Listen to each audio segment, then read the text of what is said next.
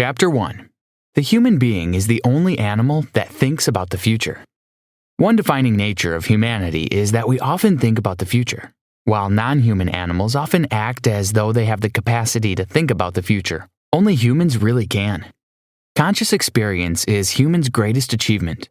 Our ability to imagine objects and episodes that do not exist in reality often allows us to think about the future.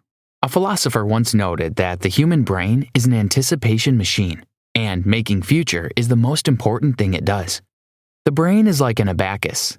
It can add past to present to make the future without thinking of any of them. The same way an abacus can put 2 and 2 together to produce 4 without having thoughts about arithmetic. It is quite interesting that human thoughts about the future are abstractions. While not being exactly conscious of it, we are designed to advance in the moment. And even though there are a few caught up in a trap of living in a permanent present state, humans are known to conjure imagery tomorrows. All of human struggle is to create a happy life. Now, happiness rarely comes freely, so to create it, you have to gain a true understanding of it, the basics of which are contained in this summary.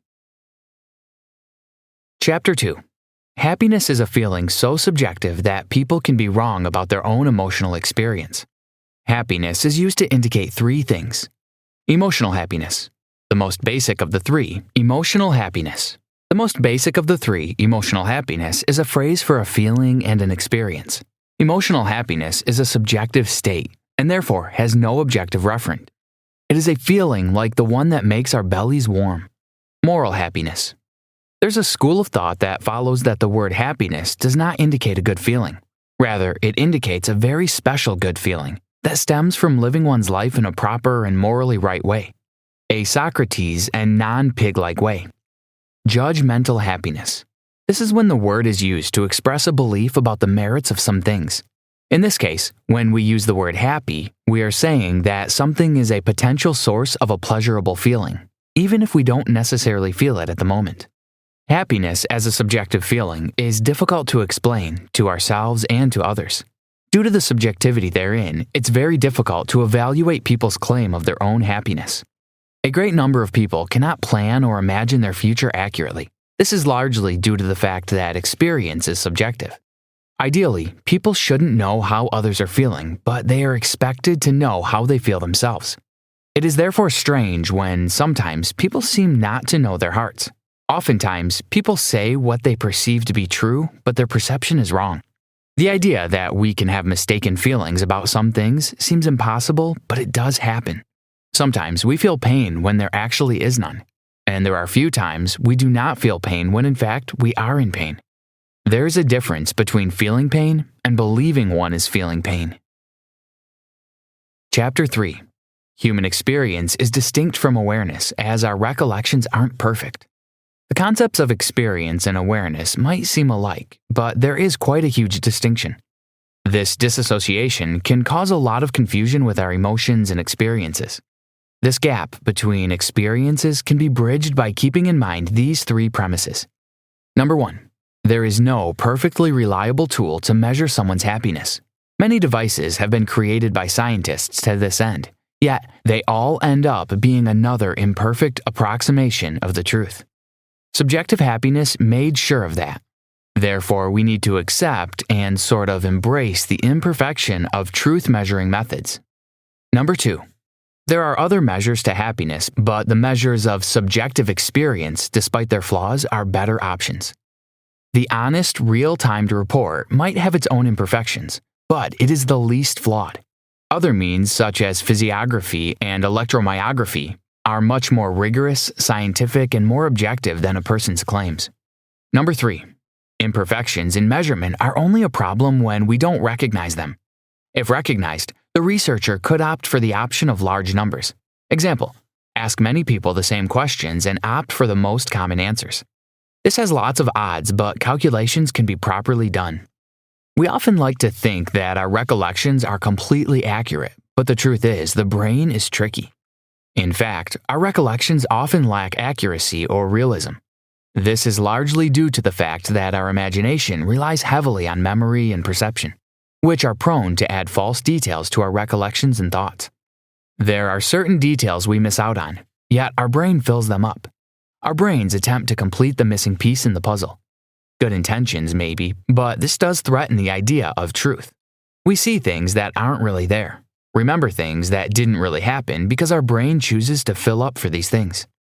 Without the filling in trick the brain pulls on us, we all would have sketchy memories and an empty imagination. We'd be missing out on this subjective experience that so defines our truth. Even though it comes at a price, the brain, through these fill-ins, helps us form a smooth and normal reality. Chapter 4. Our imagined future is always a reflection of our present. Human imagination is structurally biased toward the present, and it thoroughly infuses our imaginations of the future with realities of the present.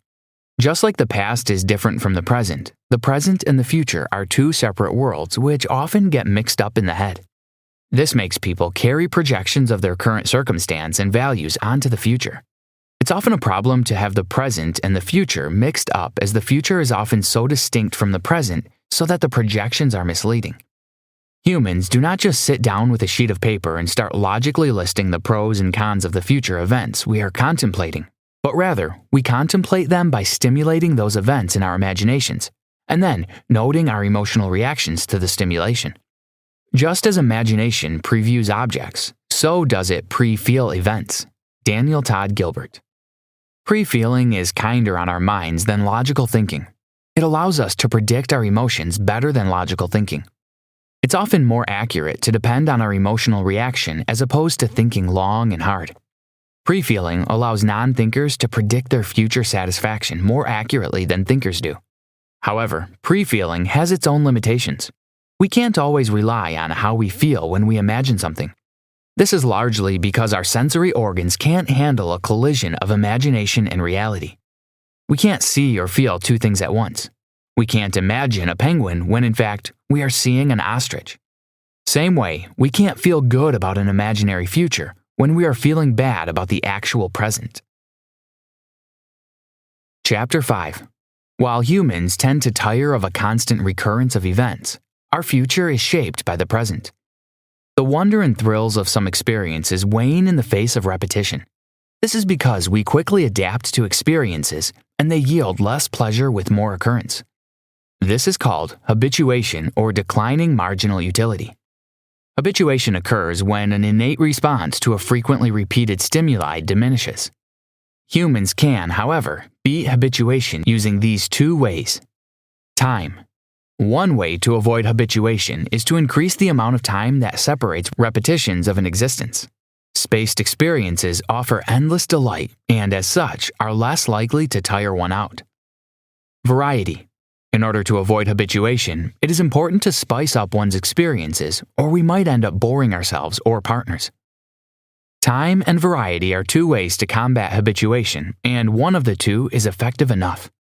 While we try to figure out how to deal with habituation, it is important to know that the present has a great influence on our imagined tomorrow. Humans deal with an overwhelming urge to view the past using standards of the present. For instance, one might despise Thomas Jefferson for keeping slaves or Sigmund Freud for patronizing women, even though racism and sexism are moral standards that were non-existent at the time of their indiscrepancies. This phenomenon is called presentism.